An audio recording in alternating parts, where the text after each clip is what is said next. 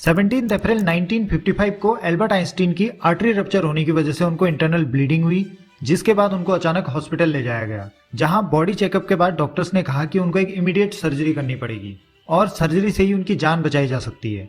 लेकिन Albert Einstein ने surgery करवाने से मना कर दिया। उन्होंने कहा, मैं अपनी लाइफ जी चुका हूं और अब जाना चाहता हूं। आर्टिफिशियल तरीके से अपनी जान बचाने के बाद लाइफ टेस्टलेस हो जाएगी, यानी उनको मजा नहीं आएगा। वो एक नेचुरल लाइफ स्पैन चाहते थे। इसके एक दिन के बाद ही 18 अप्रैल 1955 को प्रिंसटन न्यू जर्सी में एल्बर्ट आइंस्टीन की डेथ हो गई।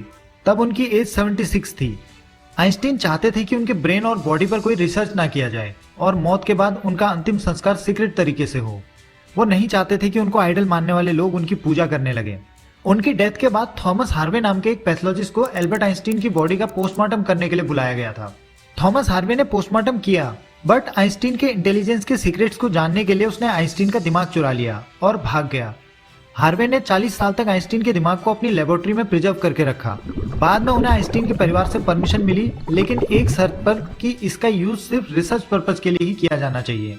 तब उन्होंने इस ब्रेन को स्टडी किया। सबसे पहले उन्होंने आइंस्टीन के ब्रेन का वजन किया, जो 1230 ग्राम्स था, जिसको हम अगर नॉर्मल ह्यूमन ब्रेन से कंपेयर करते हैं तो ये काफी कम था। Average human brain 1300 to 1400 grams का होता है। उन्होंने इसकी कुछ पिक्चर्स ली और इसके कुछ पार्ट्स का डाइसेक्शन भी किया।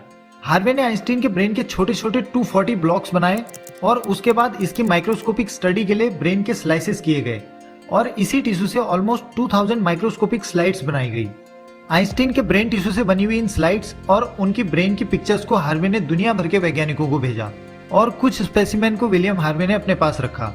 अभी किसी को नहीं पता कि ये स्लाइड्स कहाँ हैं। ज्यादातर स्पेसिमेन और स्लाइड्स खो गई हैं, क्योंकि इनमें से कुछ रिसर्चर्स रिटायर हो गए हैं और कुछ की डेथ भी हो चुकी है।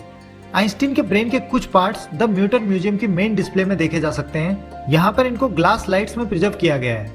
इतना सब कुछ होने के काफी सालों के बाद भी अब तक आइंस्टीन के ब्रेन की स्टडी पर सिर्फ 6 peer reviewed research paper publish हुए हैं। इनमें से कुछ रिसर्च स्टडीज में बताया गया है कि आइंस्टीन के ब्रेन में इंटरेस्टिंग फीचर्स थे, जैसे ब्रेन के कुछ पार्ट्स में न्यूरॉन्स की डेंसिटी ज्यादा थी और न्यूरॉन्स और ग्लिया सेल्स का रेशियो भी नॉर्मल पर्सन के ब्रेन से ज्यादा था। ग्लिया हमारे ब्रेन की ऐसी सेल्स होती है जो ब्रेन में नर्व इंपल्स के ट्रांसमिशन में हेल्प करती हैं। ये तो थी माइक्रोस्कोपिक स्टडी, बट इसके अलावा 2 स्टडीज उनके ब्रेन की ग्रॉस एनाटॉमी पर भी कंडक्ट हुई, जिसमें से एक फ्लोरिडा स्टेट यूनिवर्सिटी के रिसर्चर ने कंडक्ट की और 2009 में एक रिसर्च पेपर भी पब्लिश किया था, जिसमें उन्होंने पाया कि आइंस्टीन के ब्रेन के पार्शियल लोब्स में ग्रूव्स का एक बहुत ही अनयूजुअल पैटर्न था। लोग इसे रिलेट कर रहे थे आइंस्टीन की फिजिक्स को समझने की रिमार्केबल एबिलिटी से, बट ये स्टडी बेस्ड थी सिर्फ कुछ उन फोटोग्राफ्स पर जिनको विलियम हार्वे ने क्लिक किया था। हार्वे की डेथ 2007 में हुई और 2010 में हार्वे के परिवार वालों ने आइंस्टीन से रिलेटेड स्टडी मटेरियल के कलेक्शन को यूएस आर्मी के national museum of health and medicine को दे दिया। बाद में इसी कलेक्शन पर एक और रिसर्च पेपर पब्लिश हुआ, जिसमें इंक्लूड की गई 14 फोटोग्राफ्स ऐसी थी जिनको हार्वे ने पहले कभी रिवील नहीं किया था। और हार्वे के कलेक्शन में उसी का बनाया हुआ एक रोड मैप भी है, जो आइंस्टीन के ब्रेन की पिक्चर्स को 240 ब्लॉक्स और उससे बनी हुई स्लाइड से जोड़ता है। सभी उम्मीद में है कि अदर रिसर्चर्स इस मटेरियल का यूज करके इस रिसर्च को और आगे बढ़ाएंगे। साइंटिस्ट की टीम ने आइंस्टीन के ब्रेन को अदर ह्यूमंस के ब्रेन से भी कंपेयर किया, जिसमें उन्होंने पाया कि ब्रेन का वेट अप्रोक्स 1230 ग्राम्स था, जो कि अप्रोक्स एवरेज ही था। बट आइंस्टीन के ब्रेन के कुछ रीजन्स में एडिशनल फीचर्स थे जो अदर ह्यूमंस के ब्रेन में बहुत रेयर थे। For example, left side brain के रीजन्स जो सेंसरी इनपुट्स को फैसिलिटेट करते हैं, उनका साइज बड़ा था as compared to normal human brain. और उनके ब्रेन का प्रीफ्रंटल कॉर्टेक्स जो फोकस और अटेंशन के लिए रिस्पॉन्सिबल होता है, वो भी काफी डेवलप था। आइंस्टीन के ब्रेन के रियल फोटोग्राफ्स अभी आप स्क्रीन पर देख सकते हैं।